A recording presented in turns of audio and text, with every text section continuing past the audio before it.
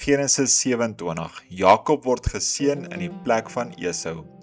Toe Isak oud geword het en sy oë swak was, sodat hy nie kon sien nie, het hy sy oudste seun Esau geroep en vir hom gesê, "My seun," en hy het hom geantwoord, "Hier is ek." Toe sê hy, "Kyk tog, ek het oud geword. Ek weet die dag van my dood nie.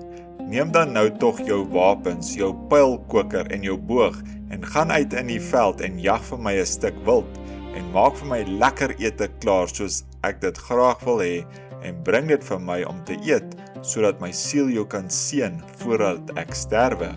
En Rebekka het geluister terwyl Isak met sy seun Esau gespreek, en Esau het in die veld gegaan om 'n stuk wild te jag en dit te bring. Toe het Rebekka met haar seun Jakob gespreek, "Kyk, ek het jou vader met jou broer Esau hoor spreek en sê, bring vir my 'n stuk wild en maak vir my lekker ete, dat ek kan eet en jou kan seën voor die aangesig van die Here voor my dood. My seun, luister dan nou na my, na wat ek jou beveel. Loop nou na die klein vee en gaan haal vir my daar 2 mooi bokkies, dat ek jou vader daarvan 'n lekker ete kan maak, soos hy dit graag wil hê. Dan moet jy dit na jou vader bring, dat hy kan eet, sodat hy jou kan seën voor sy dood." Toe sê Jakob vir sy moeder Rebekka, "Kyk, my broer Esau is 'n harige man, en ek is 'n gladde man. Miskien sal my vader my betas, en ek sal in sy oë wees soos 'n spotter, so sou ek dan 'n vloek oor my bring, en nie 'n seën nie." Maar sy moeder antwoord hom, "Laat jou vloek op my wees, my seun. Luister net na my, en gaan haal dit vir my." Toe het hy dit gaan haal en na sy moeder gebring, en sy moeder het daarvan 'n lekker ete gemaak, soos sy vader dit graag wou hê. Ook neem Rebekka die beste klere van Esau, haar oudste seun, wat by haar in die huis was, en sy trek dit vir Jakob, haar jongste seun, aan.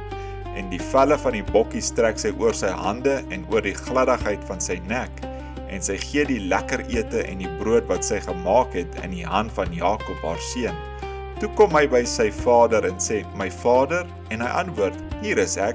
Wie is jy, my seun?" En Jakob sê aan sy vader, "Ek is Esau, u eersgeborene. Ek het gedoen soos u my beveel het. Rig u tog op, sit en eet van my wildsvleis, dat u siel my kan seën."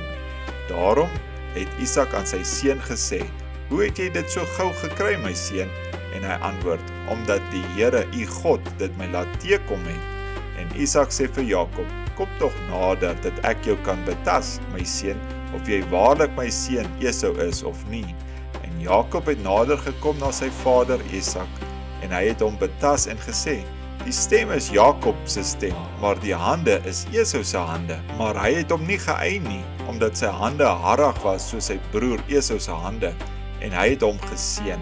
Hy het naamlik gevra, "Is jy waarlik my seun Esau?" En hy het geantwoord, "Ja." Toe sê hy, "Bring dit vir my nader, dat ek van die wildsvleis van my seun kan eet, sodat my siel jou kan seën." En hy het dit vir hom nader gebring, en hy het geëet. Hy het vir hom ook wyn gebring, en hy het gedrink. Daarop sê sy vader Isak vir hom, "Kom tog nader en soen my, my seun." En hy het nader gekom en hom gesoen. Toe ruik hy die geur van sy klere, en hy seën hom en sê, "Kyk, die geur van my seun is soos die geur van die veld wat die Here geseën het. En mag God jou gee van die dou van die hemel en van die vet grond van die aarde en oorvloed van koring en mos. Volke sal jou dien en nasies voor jou neerbuig. Wees 'n heerser oor jou broers, en die seuns van jou moeder moet hulle voor jou neerbuig. Vervloek is hulle wat jou vloek, en geseënd hulle wat jou seën." Maar toe Isak Jakob klaar geseën het, en Jakob nog skaars van sy vader Isak af weggegaan het, kom sy broer Esau van die jag af, en hy maak ook 'n lekker ete, en bring dit na sy vader, en sê aan sy vader, "Laat my vader hom oprig, en eet van die wildsvleis van sy seun, sodat u siel my kan seën." En sy vader Isak vra hom, "Wie is jy?" En hy antwoord, "Ek is u seun Esau, u eersgeborene." Toe skrik Isak geweldig en sê, "Wie is dit dan wat wild gejaag en vir my gebring het? En ek het van alles geëet voordat jy gekom het en hom geseën, ook sal hy geseën bly." Toe Esau die woorde van sy vader hoor, skree hy met 'n baie groot en bitter geroep, en hy sê vir sy vader, "Seën my ook, my vader." En hy antwoord, jou broer het gekom met bedrog en jou seun weggeneem. Daarop sê hy, sou hulle hom Jakob noem, omdat hy my nou 2 keer onderkruip het, my eersgeboorte reg het hy geneem, en daar het hy nou my seun geneem. Verder vra hy, het u vir my geen seun oorgehou nie? Toe antwoord Isak en sê vir Esau, kyk, ek het hom as heerser oor jou gestel, en aan hom al sy broers as dienaars gegee, en ek het hom met koring en mos versorg.